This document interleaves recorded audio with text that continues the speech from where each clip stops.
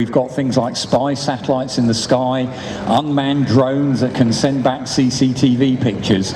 Still, one of the best forms of information is someone on the ground radioing back exactly what they're seeing.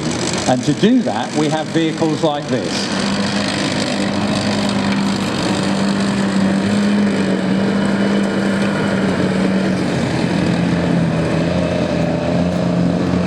Now, we might call a vehicle like this a scouting vehicle. The military tend to call them reconnaissance vehicles. They're there to gather information. They're not really there for doing the fighting.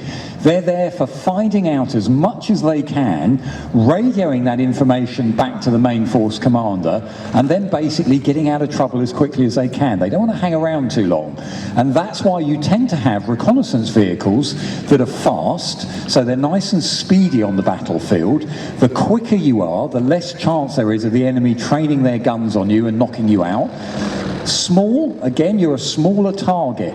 And in this particular case, as a reconnaissance vehicle, this one's called a Lynx, and it was made by the Canadian. You can see it's a tracked vehicle. Now, there's pros and cons about tracks and wheels. Tracks on the whole can go to places that wheels can't get to. The whole idea of those tracks is to spread the weight out of a big heavy vehicle, which otherwise in soft ground it would sink. Wheels are good in the sense that they're quieter than tracks. Tracks make a lot of noise, but they won't quite get you to the same sort of places as a tracked vehicle can go. So in the military, there's often a debate, what shall we have? The British Army in the past has had wheeled reconnaissance vehicles. At the moment, we've got a tracked one. This particular vehicle was made by the Canadians, and it was sold to a number of countries. Belgium's country still uses it. It's a small tracked vehicle, so as I said earlier, it can go to one or two places those wheeled vehicles can't get to. Inside this vehicle, there's a crew of 3. Driver, you can see, he's got his head out the hatch at the moment. If he comes under fire, he drops his seat down and he looks through glass periscopes out the front of the vehicle. Now, inside the museums, you can look through some of those periscopes. Whole idea there, of course, if a bullet or a bit of shell hits the glass, it may crack it, but nothing comes inside the vehicle to wound the crew members or damage the vehicle at all. He's got a quick release button on the side of each periscope, out drops the old broken one, in goes a new one, and off he goes again. The downside of periscopes, it's like looking at the world through a glass fish tank. It tends to distort the outside world, and that's why you'll always see armoured vehicle drivers and commanders. They often leave their heads out the hatch until the last possible moment going into action, because the honest truth is, in most armoured vehicles, when you close all the hatches, your visibility of what's going on outside is really poor. And in many modern vehicles, they're now fitting video cameras all around the outside of the vehicles to give the guys inside better sense of what is immediately going on around the vehicle. Now, you can see it's got a thumping great machine gun on the front of this vehicle, 50 caliber Browning machine gun, that's called. It's an old machine gun. It was made just after the First World War. Many armies still use it because it's so effective.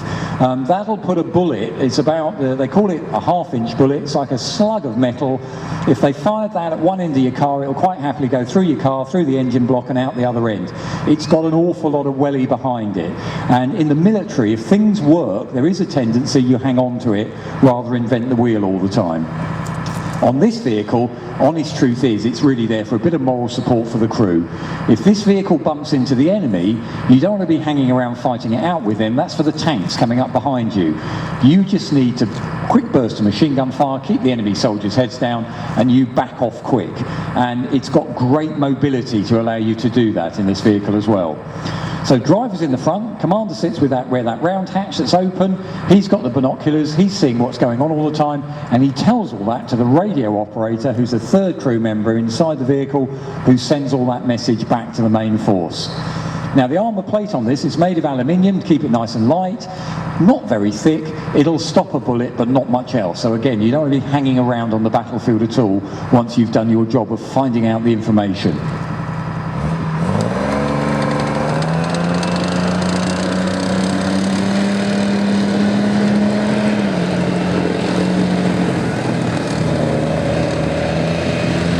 Now, on this vehicle, as many in the museum, you'll see all those things like pickaxes, shovels, tow ropes. They're often carried on the outside of the vehicle.